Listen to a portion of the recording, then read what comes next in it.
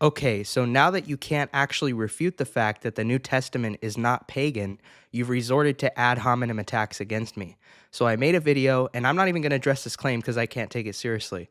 You're asking, why am I not in school as a result of me schooling you on how the New Testament or the Brit Hadashah is not pagan? Well, let me go further.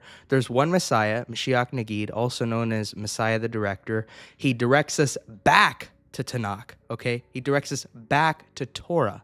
And he tells us to give up our idolatry.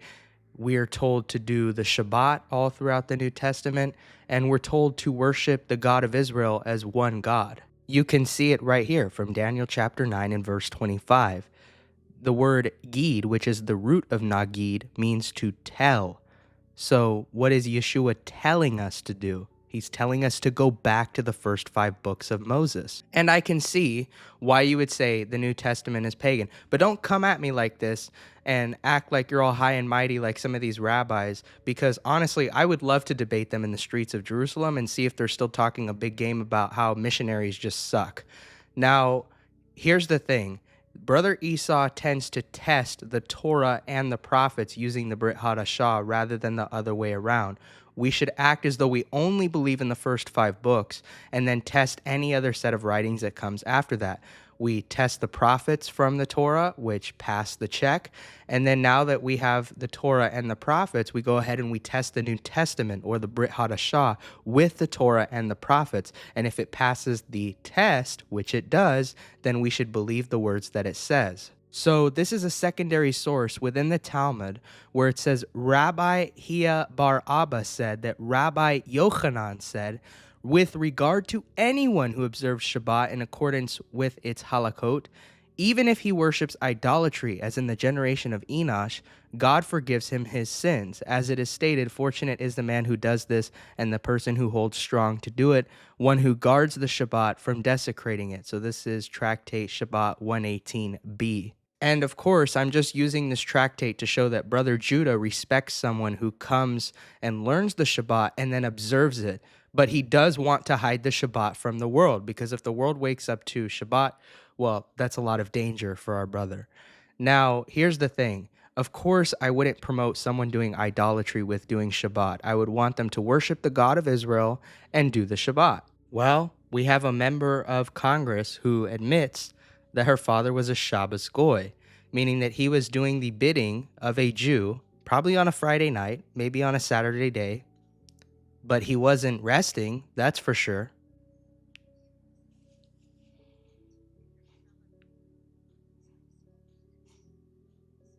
I did have a lovely conservative Jewish young woman say, "How did you find this on the internet, Max? This is crazy."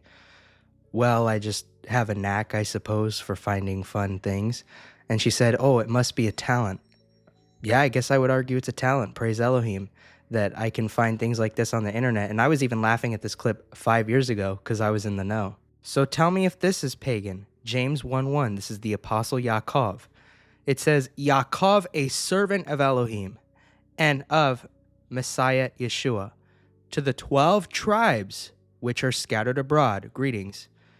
He didn't say, saludos a las iglesias cristianas. He didn't say, hello, everybody who's part of the Christian church. And you look at the apostle Kepha, or Peter.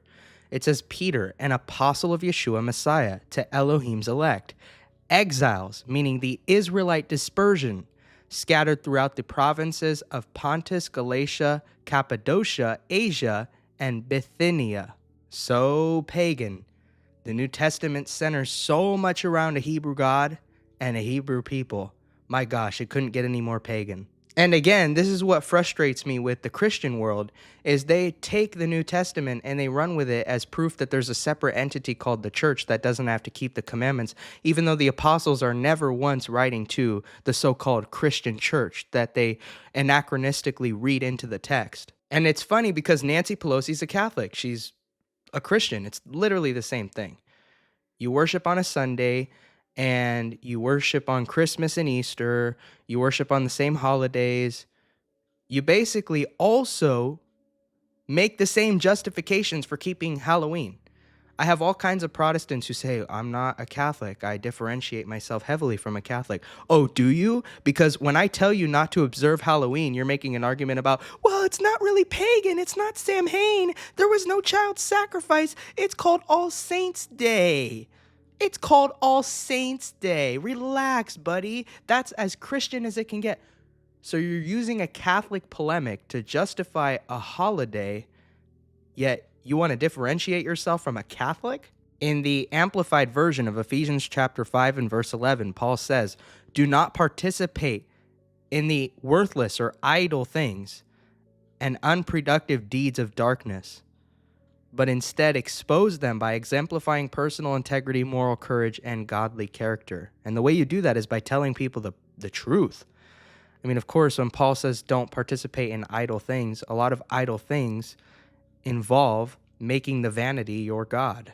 My bad, brother. I keep forgetting that the New Testament is just really, really pagan. Now, I'm telling you right now, brother, there are so many people out there, especially in the Orthodox Jewish world, who are ordained as rabbis who haven't even read the full Tanakh. I talk to a lot of Orthodox Jews who are non-rabbis who haven't read the full Tanakh. And someone's going to come up with a Reddit thread and refute me and say, no, they read the full Tanakh. That's what everything that they believe is founded upon. But I have a lot of data suggesting that they only read the partial Tanakh or not at all. In Acts, or Maaseh, chapter 5 and verse 38, we see Rabbi Gamaliel advising the Orthodox Jewish Sanhedrin at the time to avoid killing the apostles for invoking the name of Yeshua, or acting in a punitive manner. He says, therefore, in the present case, I advise you, leave these men alone. Let them go. For if their purpose or activity is of human origin, it will fail. Meaning, if it's from Elohim, let it proliferate. If it is from God, he says in verse 39, you will not be able to stop these men. You will only find yourselves fighting against God, or Elohim. And that's true. If Yeshua HaNotzri is a work of Elohim, you will not be able to stop him. And clearly he is, and clearly he was, and clearly I will continue to proclaim him. Now, Rabbi Gamaliel's grandson is the man who added in the 19th prayer into the Amidah, which is the curse against the heretics, also known as the Birkat Haminim. Well, he clearly didn't learn from his grandfather, who said, if it is of Elohim, let it work out. No. Instead, he didn't learn anything, and he wants to curse the Nazarenes to death.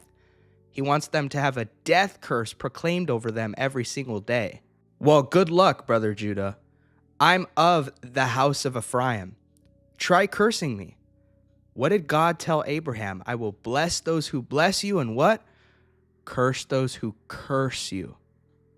Okay, so don't curse me, because you'll just put it back on yourself. The Brit is the most Torah book you will ever read.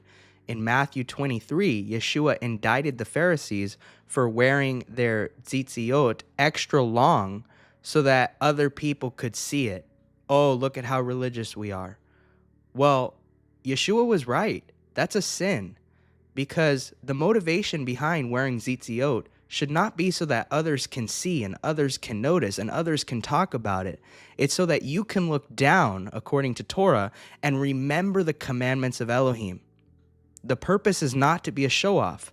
So, of course, you're transgressing one of the yuds of Torah, actually several yuds of Torah, because you're suggesting that you can wear tzitzits, but not specifically for the purpose that Elohim intended. Good luck, brother.